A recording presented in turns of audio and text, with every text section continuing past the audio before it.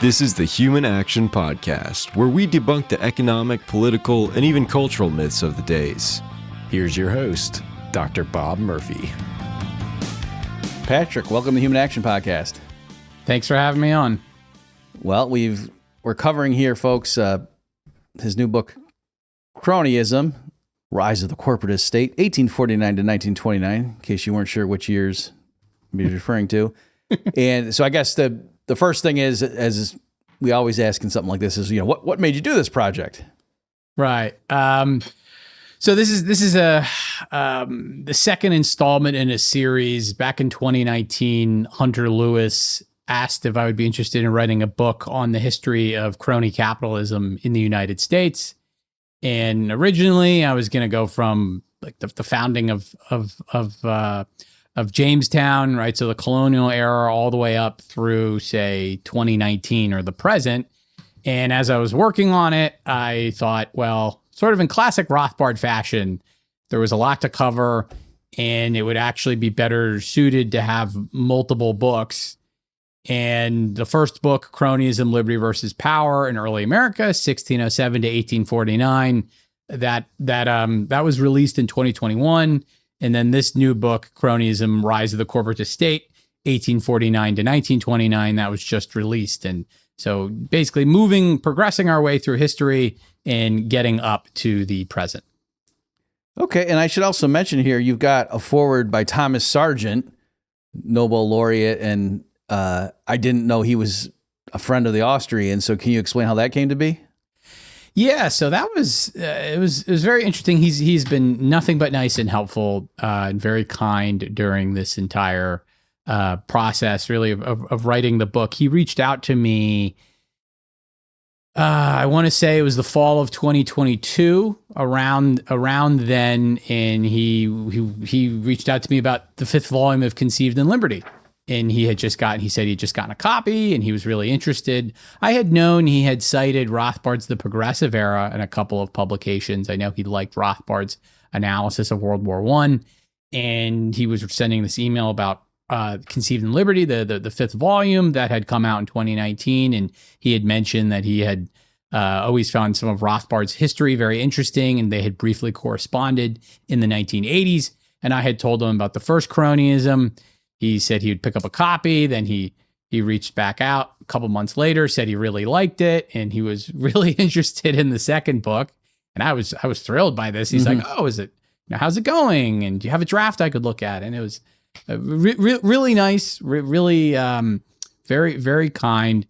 And I mustered up the courage to ask if he'd be interested in writing a foreword, and he said he'd be delighted to. And so, yeah.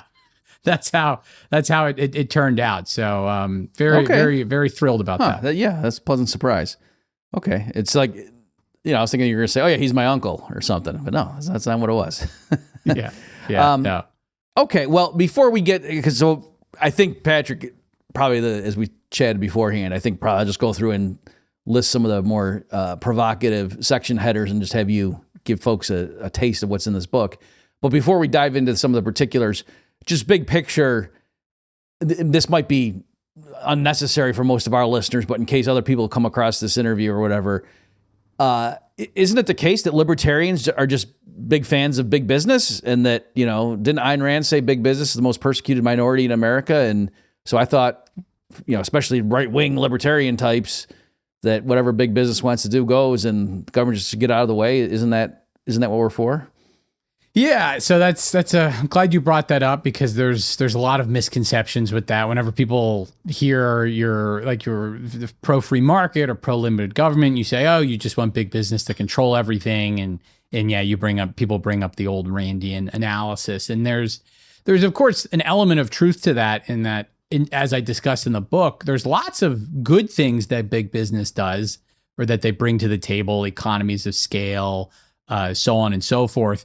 But a lot of times, big business, they might preach the free market, but in reality, they support cronyism, right? Which I define as basically policies that benefit special interests at the public's expense. So big business will support subsidies. They'll support barriers to entry for smaller competitors.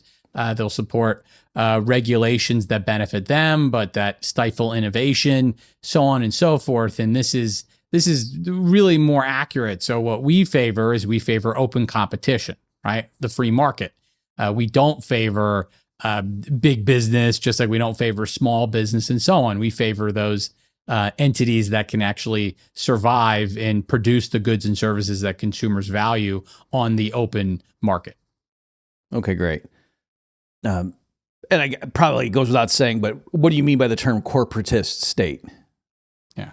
So the term corporatist state refers to the system of government-sponsored cartels and monopolies, right? It's really, you can think of it as proto-fascism, fascism understood in the original term, right? But so under corporatism, the government will, say, cartelize the steel industry, right? The government will cartelize the steel workers. The government's going to cartelize the railroad industry, the railroad workers. The government's going to have, the intellectuals are going to band together. Basically, all these trade associations and so on are all going to be given various government privileges. Mm-hmm. And instead of them all interacting freely as they would on the free market, right? Open pricing, competition, and so on, you instead have this entirely regulated and cartelized environment. So corporatism was always advocated as kind of being in the middle between the free market, the quote dog eat dog laissez-faire, and then the confiscatory or revolutionary socialism, right? So that's the corporatist state. It was created in the early 1900s, and of course, there's still large elements of that in the world today. Okay. Perhaps one more clarification or, common misconception as we go through here. It's funny that especially in terms of this history in the mid to late 1800s, it's not the case that, the party of free markets and limited government intervention in business are the Republicans. And it's those darn Democrats that are always, trying to meddle and get and tinker with the money and whatnot. Yeah, exactly. That is a common misconception. I'm glad you brought that up. One of the things I discussed in the first book was that really when it comes to, say, a pro-free market or pro-libertarian party, the closest that we got to sort of a mass movement party, I would say, was the Jacksonian Democrats, when you actually look at the policies they passed. And then there were elements of that continued throughout the post-Civil War era, particularly like the Bourbon Democrats, people like Grover Cleveland and so on. But the Republicans were really kind of the mercantilist, pro-American system party. They could be pro-big business, but they were pro-protective tariffs, pro-subsidies, pro-beneficial regulations to Wall Street, and so on. They were not the party of the free market, as what's often kind of imagined in sort of their lore, right? Mm-hmm. It's just not true. Yeah, and Jackson in particular, of course, folks, not only, he famously killed the second bank of the United States, but also literally paid off the federal debt. To be clear, not just balanced the budget, but actually paid off the debt. So there you go. Exactly. The Jacksonians, they got rid of the bank. They got rid of protective tariffs.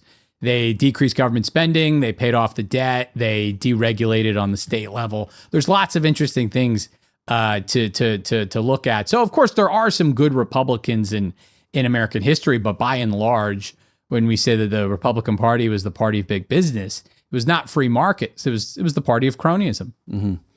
Okay, so you used the phrase here. That was one of the things I wanted to ask you as we go through the contents here. You say during this period of 1849 to 1861, one of the section titles is "Return of the American System." So, people have been talking about that. I don't know if it's on your radar, Patrick, but a lot of Trump officials are referring, to the Hamiltonian economics and stuff like that. So, can you explain what is this American system? What does that mean? Yeah, so there's a lot of relevance to this now. I never thought you'd have a president talk about the federal budget in the 1880s anymore. I know Trump was talking about this when he was running for office, and I was just thinking, oh wow, I know about that. Yeah. So the American system, there's a common thread in early American history that runs from Alexander Hamilton, our first Secretary of the Treasury, to Henry Clay, a prominent senator from Kentucky, to Abraham Lincoln, course, the first Republican president and president during the Civil War.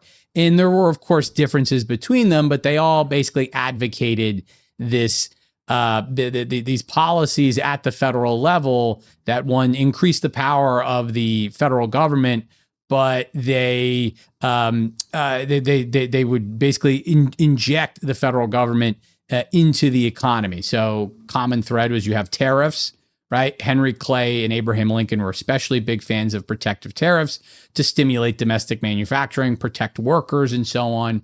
You have some sort of federal involvement in the sphere of money, whether through a bank, a central bank, or through a quasi-central banking system.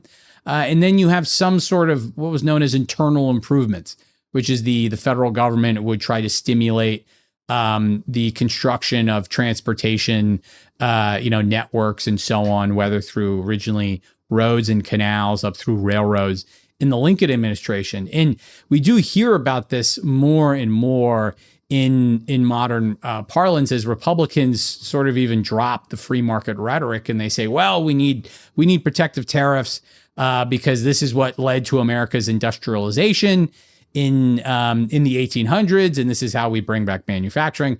Never mind that the beginning of America's Industrial Revolution in the 1850s occurred during an era of low tariffs, the Walker Tariff of 1846, which got rid of protectionism, basically.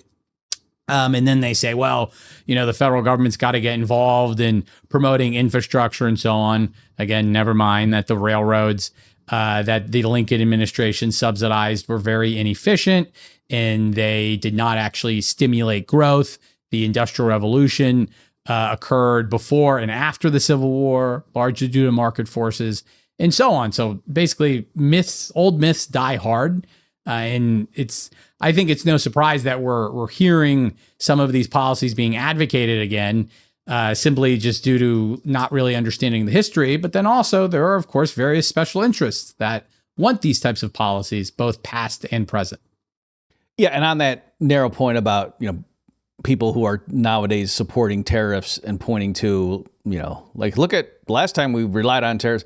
And one of my points was, well, right, but back then look at federal spending and you could get by with just funding the federal government largely through tariffs. They, for large, except for the Civil War, then not till later, they didn't have a federal income tax. And so, yeah, if it's on the table, we'll cut federal spending and just get rid of the income tax now and just fund everything through across the board tariffs and stick it to the Chinese. Okay, I would take that deal, but it's not because taxing Americans on imports makes us wealthier. It's because the income tax is awful and federal spending at this level is awful. So anyway, that's my take on that stuff. Yeah, exactly. I mean, I would support tariffs for revenue if government was 5% of GDP, right? Massive drop. And of course, I think, I had high hopes for Doge, but that turned out to be a Doge and pony show. And of course, the federal government continues to spend. And yeah, we've raised money through tariffs, but it's just, the government just continues to spend. And so we're looking back at history thinking that we can get some sort of magic panacea for, of course, some of our very serious budget problems right now. Can you, again, I'm going through here. So you've got Wall Street Central. So part 3 is the corporatist era, 1897 to 1929. Chapter 6 is Wall Street Central Bank, and you've got the creature from Jekyll Island. Can you speak a bit, what's your coverage of that scenario or episode? Yeah. So I think when it comes to the corporatist state, basically business and other interest groups were lobbying for the creation of cartels and monopolies, right? Restrictions on competitors or to, so they could increase their own market share. And you could get a government sponsored cartel or monopoly through a variety of means.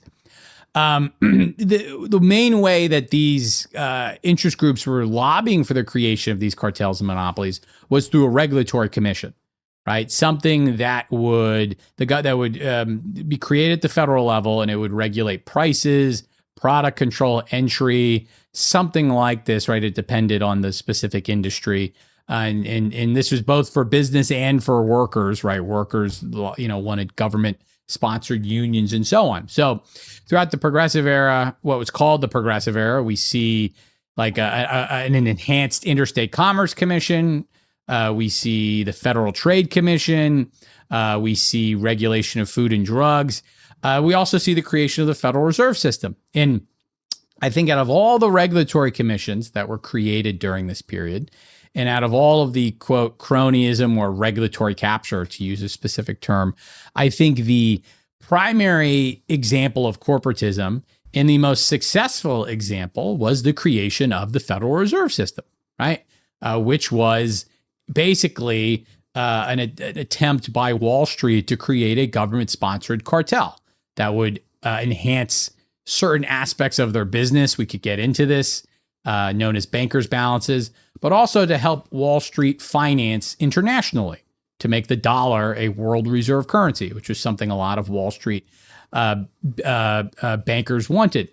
And so the creature from Jekyll Island, that's of course taken from G. Edward Griffin's book, right? Which is a book I read a very long time ago, and it's a great title, and it's a classic sort of in this field. And I think it's true that the Federal Reserve was a creature from Jekyll Island, right? This small island off the coast of Georgia.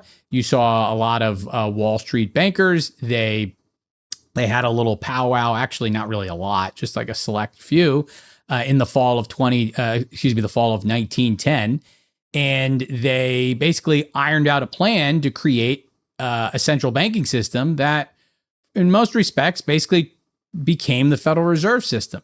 And basically, then I analyzed the history of the Fed through World War I in the 1920s, and the evidence is very clear that Wall Street kind of controlled the Fed during this time period. Mm-hmm. So, ironically, because ostensibly one of the reasons, of course, was the panic in 1907, and look at J.P. Morgan's rescuing everybody. We can't have our financial system dependent on, the good pleasure of one guy in the private sector, and so why don't we go ahead and get a public institution? And yet it was co-opted and controlled by those private bankers anyway. So it's not like you're getting around it, in a sense, giving them more power than they would have had in a free and open market. Yeah, definitely. People assume that before the Fed, there was something known as the money trust. Right now, the term trust refers to a specific type of business organization, but people were just using the term trust as like a synonymous with big business. So you had the beef trust, you had the steel trust, you had the money trust, right? And you had these big businessmen and doing something nefarious, right? Of course, exploiting the public, and they're able to monopolize markets, right? Become the dominant player. And when you actually look at the evidence, and this is something that originally came from the historian Gabriel Kolko in The Triumph of Conservatism, it's that these companies, their market shares were actually declining before the progressive era, right? Before the corporatist era, as I call it. And this is true for the money trust. You look at Wall Street's share of deposits relative to what were known as other central reserve cities, which at the time was Chicago and St. Louis. Wall Street's share of bankers' balances, which were deposit accounts kept in Wall Street that actually belonged not to individual depositors, but to other commercial banks. And those market shares were declining. They were going down before the Federal Reserve. And actually, they went up after the Federal Reserve. Mm-hmm. So the Federal Reserve didn't weaken the money trust. The Federal Reserve strengthened the money trust. That's just the honest evidence when you look at the historical record. Yeah, and also one of the, to be a lender of last resort is one of the standard functions of a central bank. And it's like, well, who is that helping? It's private banks that got caught with their pants down, and they were acting too recklessly. That's why they need a lender of last resort, because so it's not obvious why, if you're trying to discipline those bankers and keep them honest, why you want to create a lender of last resort to be waiting in the wings to rescue them when they you guys getting caught in another liquidity crunch.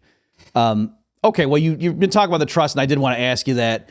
So I'm sure everybody that grew up in the United States and is my age or within 10 years, one way or the other, received some version of this in grade school or high school, perhaps, that, it used to be, you get a load of this, folks, it used to be that the government let big business do whatever the heck they wanted. there were these massive trusts that just controlled everything. So like a few rich people just bought out all these different companies and just integrated into one entity. And thank goodness guys like Teddy Roosevelt came along and smashed that stuff up and broke things down so that at least the government was the biggest force, the biggest kid on the block, and could have some regulation and things, because otherwise we can't have a democracy with such concentrated power. And so thank goodness and maybe in more recent times things have gone too far, but I mean back then there definitely was a rationale for that. And hey, this is always the trump card they play. If everything was fine, then why did the public clamor for it, right? In other words, the progressive era, the reason they pushed through all those reforms is because people wanted them. And so there must have been abuses. Otherwise, why would people ask for something that they didn't need? So trump card, what do you say, Mr. Libertarian?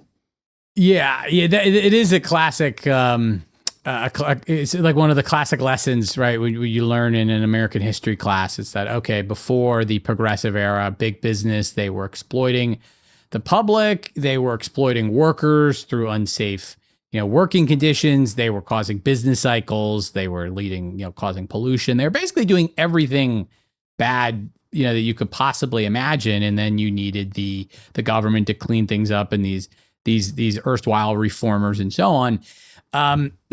The reality is different, right? And in that, of course, there were reformers who were against big business, but as I try to show in the book, they were really allied with other interest groups. But a lot of times big business advocated for these policies. And the reason why the public ended up supporting them, and this is something that's very important, and it has a lot of relevance to today, is that business allied with intellectuals, right? Big business worked with intellectuals to craft public interest justifications for their various policies, right? So in the case of the Federal Reserve, Wall Street said we need a central bank to prevent, the business cycle from reoccurring, such as the Panic of 1907, like you mentioned. Never mind that panic was, in a sense, caused by the problems in the national banking system, as were all of the other panics in the past couple of decades before that.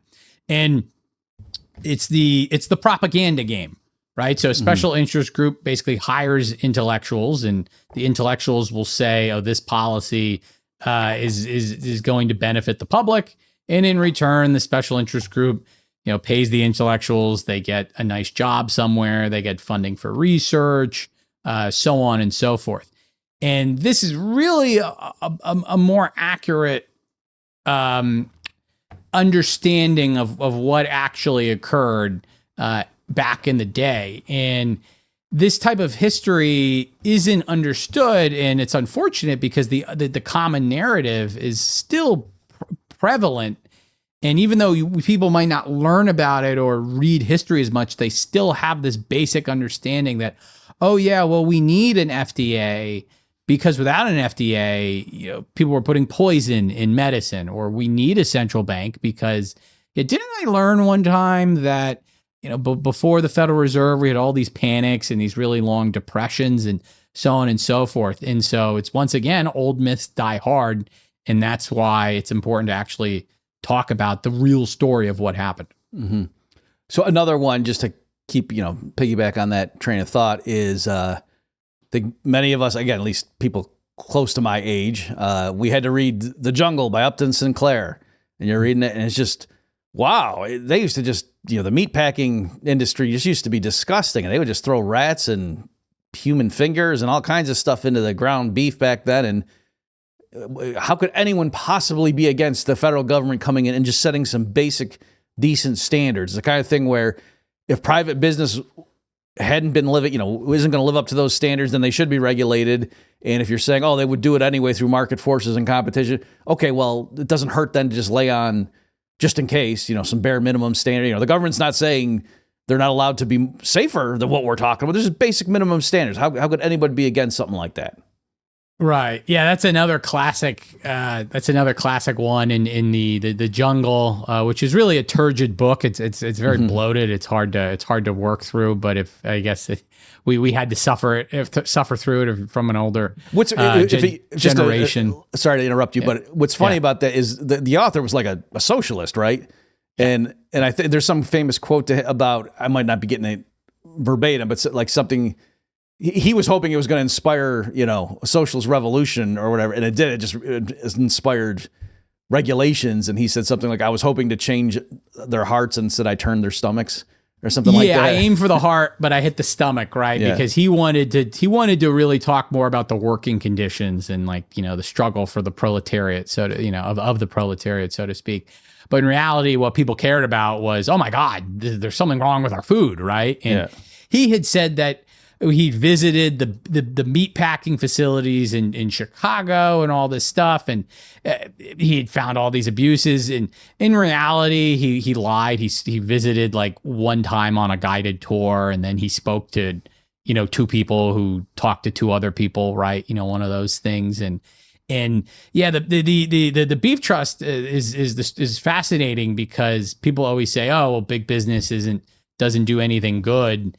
But at least on the free market, I would say they can do lots of good things. So the Chicago meat packers, guys like Armour and Company, Swift and Company, really those are the two major companies.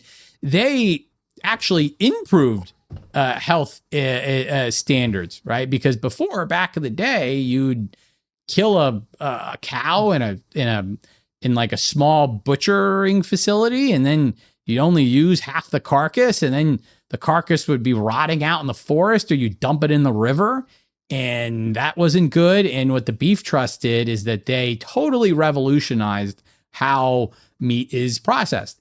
And they used what was known as a disassembly line.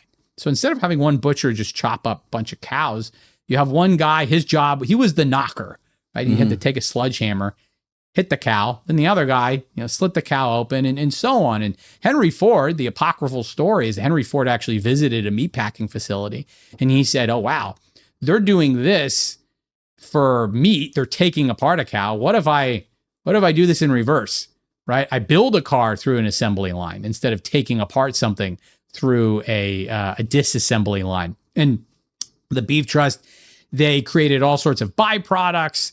They innovated with canning and refrigerated beef, and this really improved the quality of meat. Of course, was it perfect to today's standards? No, of course not. Just like what people are going to be eating in the year 2300 is they're going to look back at what we did and think that it was nauseating or something. But the Beef Trust really did improve safety standards and health standards. Now, did they want a monopoly, or they wanted to control the entire market share for beef and pork? Absolutely, but they couldn't get it because there was always competition. And they also had a lot of enemies: smaller slaughterhouse facilities, butcher facilities, foreign governments, lots of reformers who just didn't like how the Beef Trust was really trying to sort of squeeze out a penny out of every animal they chopped up. Like Philip Armour said, we use everything but the squeal in a pig, and they thought that was just capitalist and so on. And so along comes Upton Sinclair, who was trying to write. Can I stop you just for a second? Oh yeah, sure. Don't lose your train of thought. But what's funny on that point is I also have heard like people saying, oh, and the reason the Native Americans are so much more noble than the white man who comes is because when they would kill a buffalo, they would use every last little piece of it for all kinds of, they would make, skins and blah, blah, blah, and jewelry. And so it's, when it's in the context of the meat packing plants using every last little thing, it's just like, oh yeah, that's capitalism for you. And, to squeeze everything they can out of the poor animal. So anyway. Exactly. And what's funny is that story about the Native Americans isn't actually really true. There's a book called The Myth of the Ecological Indian, and goes through this and talks about how actually they weren't really that big of conservationists. That was something that really came about, I think, through like Earth Day in the 1970s. And there was a big predominant belief that of reincarnation, like you shoot a deer and like 7 of them are going to pop up, respawn, so to speak. But yeah, we think, the conservation that they practice, which they really didn't, well, that was good. But of course, big business, when they do that, or the meat packers, that's exploitative. But make a long story short, we could talk about this more, but Upton Sinclair thought he was writing this like anti-capitalist manifesto. And instead, the Beef Trust was able to do what I call defensively lobby, which is they got rid of the harmful features of the meatpacking legislation that was going through Congress. And instead, they got this bill, this law, the Meat Inspection Act of 1906, that actually cartelized their markets. And it made it a lot harder for smaller slaughterhouses to compete. So they went out of business. And the next decade was really profitable for the beef trust, right? So that's just one of those revisionist narratives that the average person doesn't know anything about. Yeah. And maybe it's worth just, I think you kind of touched on it earlier, but just to really spell it out for people in case they've never heard this concept before. But there is this notion that larger businesses, especially if they think regulation is coming, can kind of get in and steer it and make it such that at least it, helps them relative to smaller upstarts. So an example would be like the Sarbanes-Oxley legislation that, imposed all these extra accounting standards and things after there were some accounting scandals. And, behind the scenes, you might think, oh, geez, business wouldn't want more onerous regulations laid on them. But actually, like the big firms that were dominant in their respective industries, other things equal, that would actually help them because they already have teams of accountants and whatnot and whole divisions. So it's not that it's easier for them to weather a burden as opposed to some, partnership or something, two guys just working out of their living rooms that have this new company. If they all of a sudden get a bunch of new compliance standards laid on them, they have to outsource it to a CPA or something like that. That's going to be extra burdensome to them. So anyway, that's just in general, this notion that, who really hates regulatory bills when they're going through Congress are big businesses. Like that's actually not the case. Often it's the big businesses, lobbyists who are literally writing the legislation that's going to then regulate them. Yeah, exactly. And this has happened in the past and in the present. And in that the idea of compliance costs, as you were talking about, is really important because it is on average easier for a big business to comply with regulations. They already have the facilities. They can hire a couple extra people, one extra accountant. If you have a payroll of 200, people or something, it's not a big deal.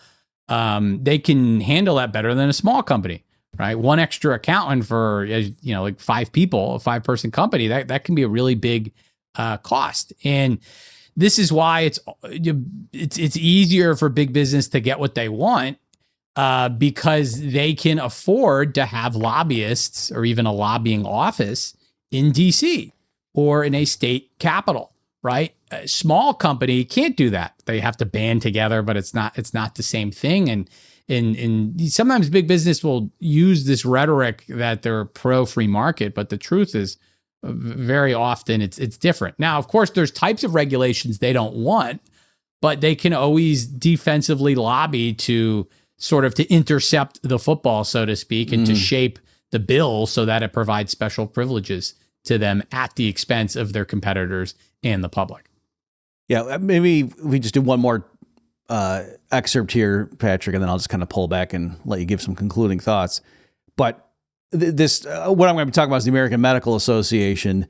But the thing I want to highlight here, folks, is it always struck me as ironic where if you ask the average person, what is it about like, trusts or, the robber barons and stuff like that and vertical integration, if they know that term, like what's the problem? And they say, these big businesses, they just take over everything and they outlaw or they, do cutthroat competition or put their rivals out of business. And then they have a captive market and they restrict output and raise prices, and that's the ostensible problem. And that's why we got to come in and regulate them. And we want to make sure that there's competition. You don't want too much industry concentration and so on. But then there are the things that are supposed to be good, like labor unions and like the American Medical Association are literally cartel organizations that restrict output. And so here, let me just read. This is from Patrick's book here. In the early 1900s, the American Medical Association entered the drive for pure food and drugs to reduce competition from patent medicines. It was no coincidence that the trade organization launched concurrent campaigns to hamper rival doctors and to capture research subsidies from the government. Of course, the AMA professed that its corporatist proposals, which reduced access to medical care and boosted doctor salaries, promoted the public weal. As St. Louis Dr. W.G. Moore boasted, quote, "If the American Medical Association be a trust, it is a good trust," end quote. So there, I hadn't seen that quote before, but that was a great one where, wait a minute, I thought trusts were bad. Oh, no. If the reason they're if the reason they can give, if the rationale they can give for restricting output and making things more expensive is because we want to, maintain minimum standards of quality for the public, well, then they're the good guys. Yeah, exactly. And the story of the doctors is fascinating because they really don't come off they don't come off good when you actually look at the evidence. They were explicitly like, we want to restrict competition. We want to make it harder to get a license. We want to make it harder to set up a medical school. We want to make it harder to graduate from medical school and so on. And basically, we only want the public to buy the services of AMA doctors, right? Or what a lot of heterodox doctors called allopathic medicine. Basically, you have a problem, you go to a doctor, they're going to prescribe you a drug or some sort of pain-killing, medicine, right? As opposed to homeopaths, which prescribe remedies, or they would advocate you use certain types of things called remedies, eclectics, which is like herbal supplements. What's funny is even the doctors, even the AMA were against chiropractors and optometrists. That's another thing I found out. Like they didn't trust eye doctors or chiropractors, and that's just fascinating. And this is really important. I'm glad you mentioned that quote, because a lot of times people will, when confronted with, well, the government created a monopoly or they created a central bank that, benefited a lot of insiders like Hamilton's Bank of the United States or railroad subsidies that went to, the ruling elites of the Union Pacific or the Central Pacific or so on.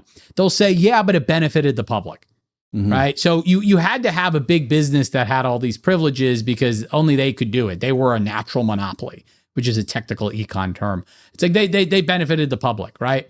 And that's why when you're doing this type of research, this type of, let's just say, cronyism work, you have to show not only that a special interest benefited, but that also the public was hurt, right? And that the public wasn't benefited, or didn't benefit, despite all of the, let's, for lack of a better term, propaganda to the contrary. And then in the case of the doctors, it's that, it deprived lots of areas of doctors. And you look at the evidence, and the amount of doctors specifically in rural areas really fell, and medical care became increasingly out of reach. And it was because of the AMA's restrictionist drive that really in the 1910s and 1920s and so on, you saw all these calls for socialized health insurance, right? Or socialized medicine.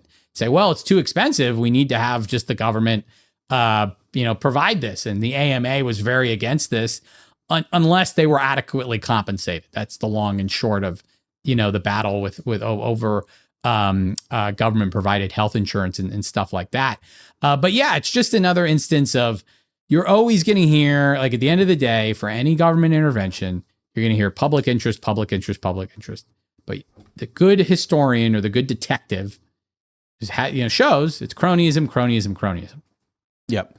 And just on that, folks, I'll try to remember to put a link in the show notes page of this episode. But recently, I was part of a panel from the Mises Institute. We went and presented at this event in New Hampshire, talking all about, Patrick, the medical care and what went wrong, and is it, Jesus, free market doesn't work when it comes to healthcare? And no, that's not the issue.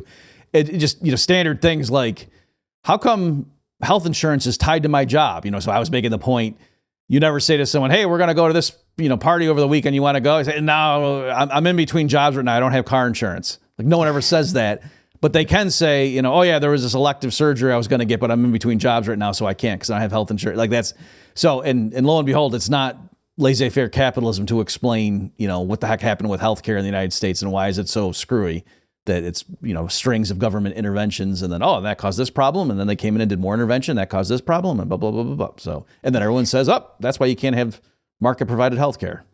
Yeah. It's the only industry you go to a doctor's office and you don't ask about the price. Yeah. You just say, yeah, all right. Yeah. Just let me know. I'm sure, just, oh yeah. or and if you do ask about the price, they won't tell you. And they'll say, we'll tell you once you've already bought it. Then we'll tell you how much it is. And that's not even hyperbole. That's literally what the deal is. Right. It's ridiculous. But yeah, but we always hear, and again, health insurance or the medical field, this is really big. I mean, this is what the government, this is what all of our entitlements are geared around, basically. And this is huge. But we hear and especially in the modern era, you got to have Medicare, you got to have Medicaid, you got to have these licensing standards for doctors, so on and so forth. It's public interest. But as you just discussed, it's just not true. Okay, well, we got time here for one more question for me to give to you. I'll keep it pretty open-ended here. Is there, as you did the research for this and we're writing it, what's the one thing that either like surprised you or that you think, you know what, even Austro-libertarians don't know about this and they need to know about? It's a good question. I guess I'd have to think about that. I mean, to go through some of the more colorful anecdotes, I discovered that I guess a lot of railroad lobbyists, or rather a lot of railroad companies, they would use seductive female lobbyiesses, as they were known, to sort of persuade politicians, which I just think is interesting. Tax accountants were a very important interest group behind the income tax and the development of the income tax, which is really surprise, right?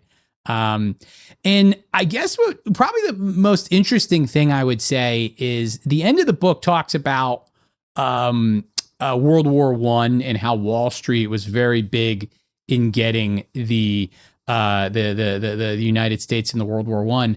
But what's quite interesting is that out of the two major financial investment banks in the country that were behind the Federal Reserve System, J.P. Morgan and Company and Kuhn Loeb and Company, there's actually a bit of a split between them with regards to getting into World War I. J.P. Morgan was very interested in getting the United States in the World War I because they were lending tremendous amounts of money to the British and to the French governments. And of course, if they couldn't pay J.P. Morgan and Company, then they'd be ruined. So they wanted the United States to get involved and to basically pick up the tab. But Kuhn Loeb and Company was a very prominent German Jewish investment bank, and they were actually very pro-Germany. And Paul Warburg, who was one of the founders behind the Federal Reserve, and he currently sat on the Federal Reserve Board, he was actually trying to keep the Federal Reserve from printing money during World War I a little bit, or try to get the United States to stay out of the war. And that was because Kuhn Loeb and Company was very pro-German, right? They were all German immigrants, and they were also against Russia because of the Tsar and some of his, he was seen as anti-Semitic. And it's just interesting because J.P. Morgan and Company, of course, won out, but that's just a side story that people don't really know about that I discussed in the book. And provides a bit more nuance to the traditional story, I guess you could say, of Wall Street and World War I. Yeah, I guess if his two goals, Kuhn and Loeb's two goals were stay out of the World War and had the Fed not print too much, that he failed on both. For that. Yeah, exactly. And then he left. He was very pro having the Fed basically print money before World War I and after World War I. Paul Warburg, right? So in after World War I, he sets up his own what's known as an acceptance bank, so the Federal Reserve could buy those. But it's an interesting story, right? Yeah. And he tried, but in World War I, but he lost, right? Yeah. Yeah. Okay. Well, thanks. That's a good anecdote. So, folks, we've been talking with Patrick Newman about his new book, Cronyism: Rise of the Corporatist State, 1849 to 1929, specifically. You can get that, of course, at the Mises bookstore. We'll put a link in the show notes page, but it's available. Patrick, thanks so much for writing the book and coming on here to talk about it. Yeah, thanks so much for having me and for this great discussion, and I hope people find it helpful. So it was a pleasure to be on. Thanks. Thanks, everybody, for tuning in. See you next time. Check back next week for a new episode of the Human Action Podcast. In the meantime, you can find more content like this on Mises.org.